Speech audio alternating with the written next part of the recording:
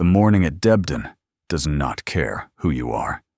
March 1944 arrives cold and gray, the kind of cold that slips through leather jackets and settles into bone. The airfield is already awake. Engines cough, metal clanks, boots scrape concrete that has seen too many hurried footsteps and not enough goodbyes. A transport truck rolls to a stop near the dispersal area, and one more pilot climbs down. He is 19. That fact seems to hang in the air longer than his name. Blonde hair, soft jaw, a face that still belongs in a high school yearbook more than in a war zone. Someone mutters, "baby face." No one says it kindly. The veterans barely look at him. They don't need to. They've learned to measure men quickly here. Thin logbook, no combat time, another replacement. Another number in a system that is running out of patience and blood at the same time. The squadron commander glances up, gives a tight nod, then looks back down at his paperwork. That in this place counts as warmth. The mechanics notice him right away. They always do. They exchange a look, the kind that says nothing and explains everything.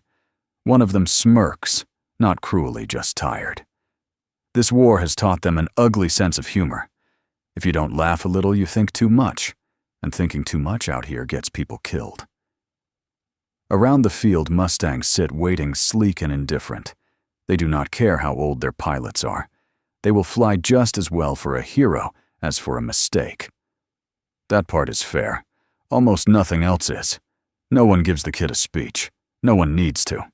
The message is written into the place itself. This is not a classroom. This is not a proving ground. There are no practice runs over Germany. You either belong up there or you don't, and the sky will decide faster than any instructor ever could. He walks across the tarmac anyway, shoulders, squared eyes forward. If he hears the laughter behind him, he doesn't turn. If he feels the doubt pressing in from every side, he doesn't show it. In a few hours, none of this will matter. Reputation, age, first impressions. In a few hours, he will be alone above Germany, with nothing but an engine, a radio, and whatever part of himself refuses to quit when quitting would make perfect sense. By the spring of 1944, the air war over Europe had stopped pretending to be heroic. It had become industrial. Every morning, hundreds of bombers lifted off from English airfields and pointed their noses toward Germany. And every morning, the Luftwaffe rose to meet them not out of bravery, but because that was the job. This was not a duel. It was a machine grinding men into numbers. The 8th Air Force was losing pilots faster than America could train them. Crews were sent out knowing the odds and flying anyway because the schedule demanded it. Factories needed protection. Rail yards needed to burn. Someone upstairs had decided that pressure applied daily and without mercy would break Germany faster than diplomacy ever could. So replacements arrived young, very young. The system did not have the luxury of waiting for experience to ripen.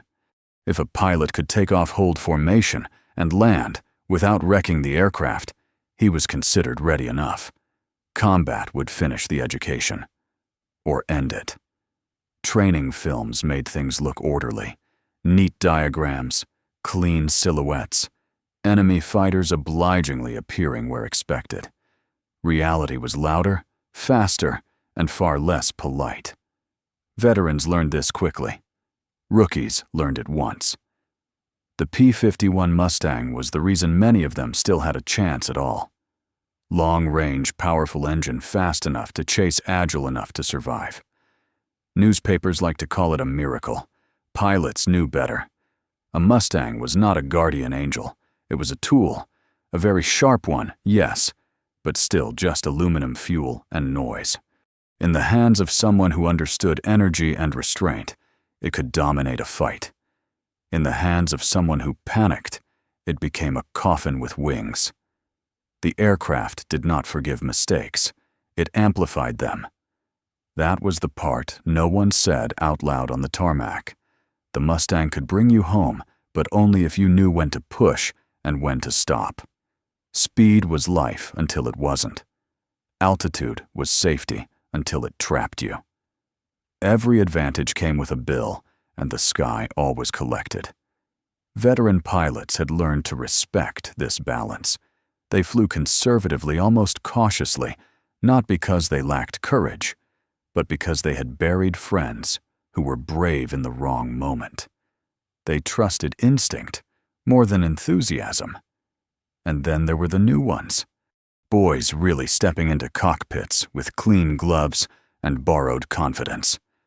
The war did not care that they had just learned the rules. It would test them immediately, brutally, and without apology. Some would freeze, some would flee. A few would adapt fast enough to survive. No one knew which kind a new pilot would be until the first tracers flew past the canopy. That was the truth of 1944. The machine kept moving. Missions launched on time. Losses were tallied. Replacements arrived. And somewhere between the runway and the German border, a pilot stopped being new and became whatever the sky allowed him to be. If you only looked at his face, you would miss everything that mattered. The round cheeks, the calm eyes, the way his helmet seemed just a little too big. That was the mistake everyone made. They saw age. They didn't see time. He had been around airplanes long before uniforms and salutes entered the picture. His childhood smelled like fuel and cut grass, not chalk dust. While other kids learned the rules of the road, he learned the wind. His father ran a small airfield back home, the kind with uneven runways and no room for excuses. You learned to fly clean, or you didn't fly long. He soloed young. Very young. Not because anyone was reckless, but because he listened. He learned how an airplane talks before it starts shouting. He felt when speed was bleeding away, when a climb was asking too much, when the air turned thin and unforgiving. No manuals, no heroic speeches, just hours alone watching fields slide beneath the wings, making quiet decisions that kept him alive. That kind of flying teaches things no classroom ever does. Energy is not a theory when you feel it in your hands. Angles are not math when the ground is rising faster than expected. Mistakes are not lessons when you don't get a second chance. Of course he knew the difference. He wasn't foolish enough to confuse barnstorming with combat. Germany was not Pennsylvania. An empty sky was not the same as one filled with men actively trying to kill you. He understood that too. He just didn't advertise it. When the veterans looked through him, he didn't argue. Arguing wastes breath. He listened instead. He watched how they moved, how they spoke only when necessary, how they checked their aircraft with the kind of care usually reserved for funerals. He filed everything away. He knew he hadn't been tested. That part was honest. No one earns confidence up here before the first tracers. All training does is buy you a few seconds when things go wrong. After that, it's on you. Still, there was something solid under the surface. Not bravado, not hope. Just familiarity with the sky and a quiet belief that panic was optional. That belief doesn't look impressive on the ground. It doesn't win smiles. It doesn't change first impressions. But it matters later when the radio goes quiet, the formation disappears, and you are left with nothing but altitude airspeed and your own judgment. That was when all those lonely hours over open fields would finally stop being invisible. The briefing room smells like coffee that's been burned twice and cigarettes that never quite go out. A map is pinned to the wall, red lines, stretching east, deep into Germany. No one asks questions. The route is clear. The target is clear. The risk is obvious enough that it doesn't need to be explained. Bomber escort. Long range, heavy opposition expected. Nothing about it sounds original. Chairs scrape as the pilots stand. Jokes are scarce. The few that appear are thin, practical things, the kind meant to test if your voice still works. Hope is expensive out here, and no one wastes it before takeoff. Outside, the Mustangs wait in neat rows, wings beaded with cold moisture. Engines start one by one, then to gather the sound, flattening conversation into vibration. He climbs into his cockpit straps and runs through checks that have already been memorized 100 times. Hands steady, breathing slow. The sky above looks innocent enough. It always does. They roll lift and climb. England drops away beneath them, green turning gray as the channel slides past. The formation tightens, then stretches, then settles into something that almost feels routine. Radios crackle with short confirmations. Altitude, heading, fuel. Everyone is where they should be. The bombers appear ahead, dark shapes moving with patient inevitability. He takes his position on the wing of his flight leader, a man with more missions than most and fewer words than anyone. It feels for a moment like belonging. Then the engine note ahead changes, just slightly at first. A cough, a hesitation. Smoke curls where it shouldn't. The flight leader's voice comes over the radio, controlled but tight. He's losing power. He's aborting. Turning back. Orders follow, quickly clipped and clean. Stay with the group. Link up with another element. Do not fly alone. The rules are clear because they exist for a reason. He acknowledges, eases his aircraft away, scans for friendly wings. The sky is busy now, formations shifting, everyone adjusting at once. In the confusion, distance opens. Seconds stretch. The group moves ahead. And just like that, the routine is gone. He checks again. No one where there should be someone. The radio offers only distant chatter, none of it meant for him. The bombers keep moving east, steady and vulnerable. Turning back is an option. So is pushing forward and hoping this sorts itself out. The situation is not dramatic yet. That comes later. For now it's quiet, and quiet is dangerous. Somewhere ahead, men are waiting who do not intend to let this mission pass unchallenged. The board has been set. The first piece has moved. And the mistake, whichever it turns out to be, has already begun. The sky around him suddenly feels much larger than it did a minute ago. No friendly wings, no familiar call signs, just open space, and the quiet hum of his own engine steady and indifferent. He is alone now, deep over enemy territory, exactly where every training manual says you should never be. The rules are clear. They have always been clear. A lone fighter is a target, not a threat. Stragglers attract attention. Attention attracts bullets. The smart move, the safe move. The one every instructor would nod approvingly at is to turn west and go home. He knows what that would look like. A simple radio call. A smooth turn. England, waiting on the other side of the channel like nothing ever happened. No one would punish him. No one would argue. The veterans would exchange a look and quietly file him away under a familiar category. Too young. Not ready. Another name that didn't quite fit. The thought sits there longer than it should. Staying is worse. Staying means gambling everything on a machine and a mind that have never been tested like this. It means trusting that the sky he understands so well will behave the same way today, even with German fighters hunting below. It means accepting that the next few minutes could decide the rest of his life, or end it cleanly and without ceremony. He scans the horizon again. High, low, left, right. The bombers continue east, slow and predictable, fat targets moving deeper into danger. Somewhere ahead, someone is already climbing to meet them. This is the moment training never really prepares you for. Not the tactics, not the numbers, not the neat diagrams. Just the silence after the plan falls apart. Just you and a choice that doesn't come with instructions. He doesn't make a speech. There is no dramatic tightening of the jaw. He simply doesn't turn back. The throttle moves forward. Altitude comes slowly, reluctantly. He climbs not because it feels brave, but because it makes sense. Height buys time. Speed buys options. Fear, he reminds himself, is a suggestion, not a command. If this goes wrong, it will go wrong fast. He knows that too. But turning away now would answer a question he isn't ready to answer. So he stays. One aircraft, one pilot, and a sky that is about to decide whether youth was a weakness or just something everyone else misunderstood.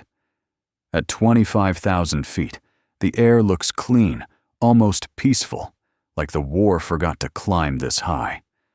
But the radio tells the truth. Short bursts of shouting, clipped call signs, then static. Below, the bomber stream drags east like a slow-moving train that can't leave the tracks.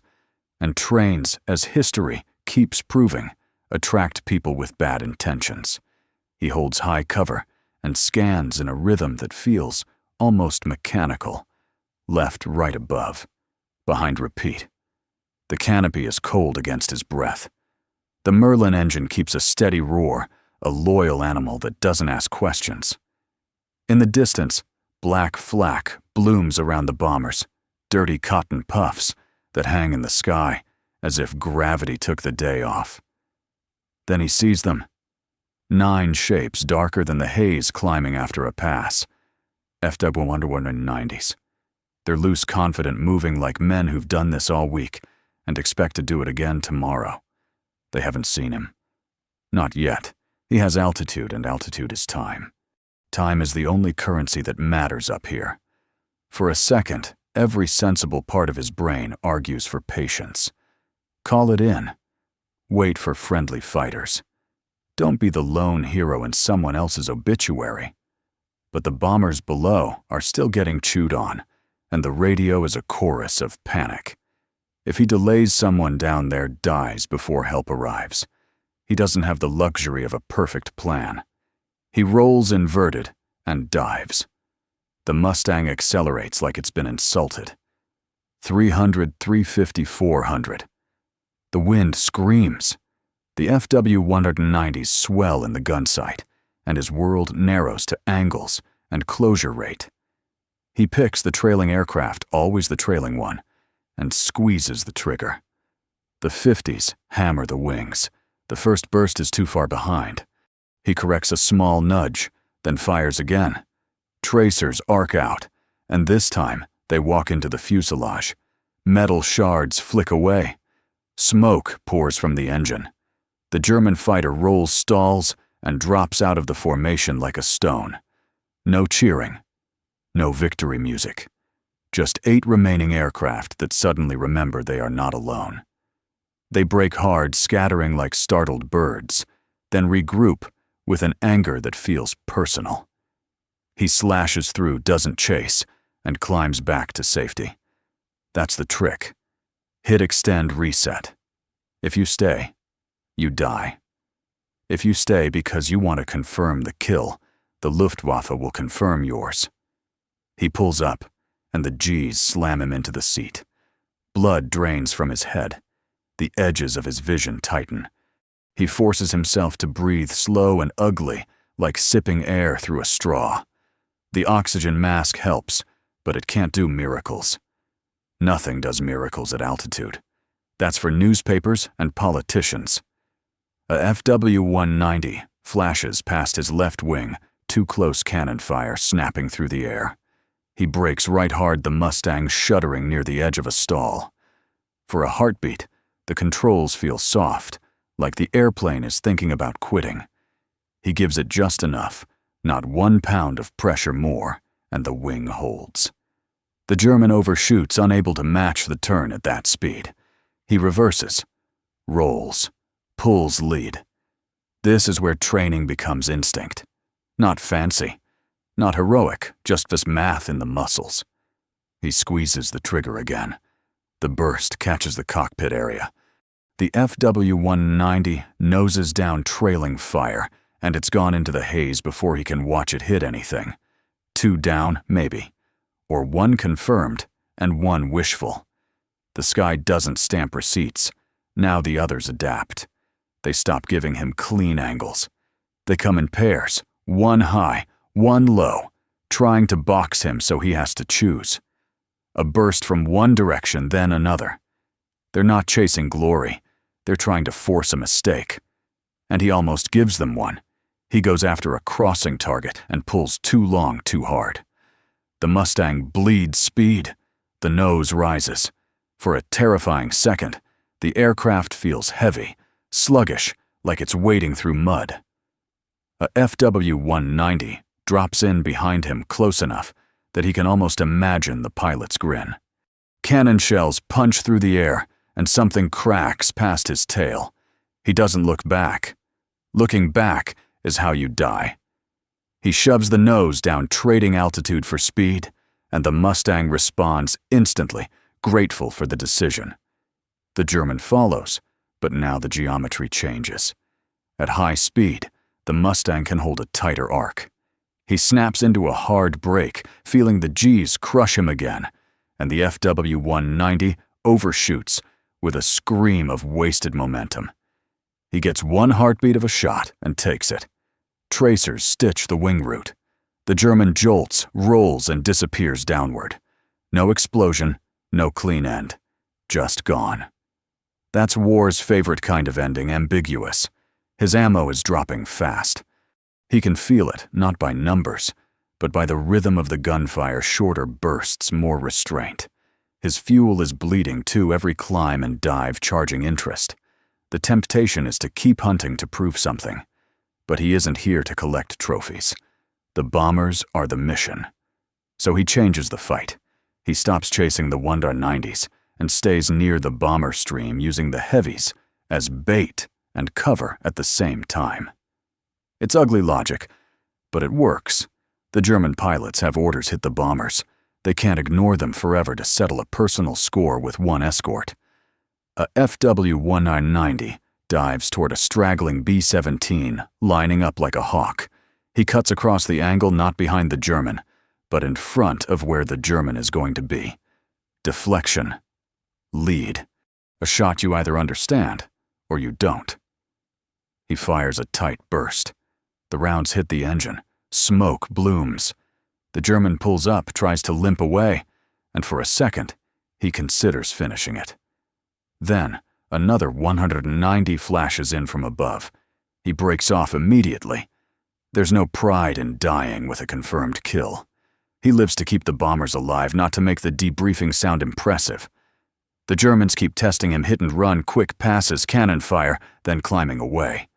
He keeps denying them the clean shot, always moving, always forcing overshoots, never staying predictable long enough to be framed in their gun sights. It isn't pretty. It's survival. Somewhere in the chaos, he gets another clear burst. One Fw-190 stutters a piece of wing, tearing free, the aircraft tumbling into cloud. That one feels real. But he doesn't celebrate. He can't. The moment you start counting, you stop flying. By the time the bombers push past the worst of the flak and begin turning for home, the sky feels emptier. The Fw-190s, bloodied and cautious, begin to peel away. Not because they've suddenly grown polite, but because fuel and damage and time have limits, even for veteran hunters. He lets them go. His ammunition is low. His body feels like it's been wrung out. The oxygen mask tastes like rubber and stale fear. He is still alone, still far from home, and the most dangerous part of the mission might be the quiet flight, back with a thin fuel margin, and no one watching his six. Up here, nobody wins cleanly. You only survive, and you try not to pretend that survival is the same thing as glory. The sky empties without ceremony. One moment it is crowded with motion and threat. The next, it feels abandoned, as if the war simply stepped aside. He checks his guns out of habit, already knowing the answer. The triggers move too easily. Whatever arguments he had left have already been spent. Fuel is the real problem now. The gauge has slipped past comfort into honesty. He turns west and settles the engine into a careful rhythm, resisting the urge to rush. Speed feels good, but speed is expensive, and he can no longer afford anything unnecessary. The radio stays quiet. No roll call, no reassurance, just fragments of distant voices that don't include him. He doesn't know who made it back or who didn't. The sky keeps its secrets, and the war has never been generous with explanations. Germany drifts beneath him in dull, peaceful colors. Rivers, roads, small towns going about their business, unaware of how close chaos had just passed overhead. It feels wrong, like calm arriving too early. He keeps scanning anyway. Habit survives even when danger fades. The engine hums steadily, and he listens to it like a lifeline. The needle drops again. He does the math once, then stops. From here on, calculation gives way to restraint. When the English coast finally appears, it doesn't feel like triumph. It feels like permission. He eases down, stretching every remaining drop. The fuel warning light flicks on, just as the runway comes into view. Red and unapologetic, almost sarcastic in its timing. He lines up and lands, gently coaxing the Mustang onto the ground. The wheels roll slow and stop. Silence fills the cockpit. He stays there a moment longer than required. Hand still on the controls, breathing steady. The noise, the pressure. The sky full of enemies, all of it has narrowed back down to something manageable. He is alive. For now, that is enough. The truth doesn't argue. It doesn't raise its voice. It waits. That evening, the briefing room fills without anyone being told to gather. Chairs scrape softly. No one jokes. The projector flickers to life, and the room dims, as if everyone agrees this moment shouldn't be rushed. The air smells like old coffee and wet wool, the usual scent of bad news, not validation.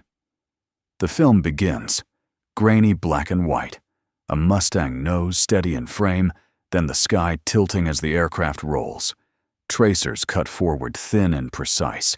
A German fighter appears suddenly too close to be coincidence. The burst lands. Pieces peel away. Smoke blooms. The aircraft drops out of view. No commentary follows. The camera doesn't embellish. It doesn't care who was flying or how old he was. It records only what happened.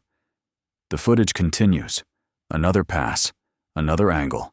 A second enemy breaks apart. A third spirals away.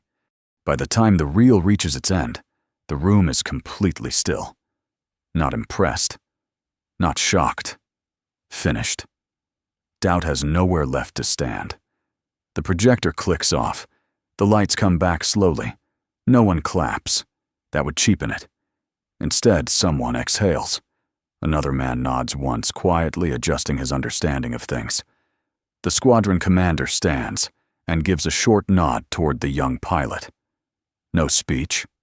No praise. Just acknowledgement. In this room, that is everything. The men who once looked past him now look straight at him. Not warmly. Not apologetically. Honestly. He says nothing.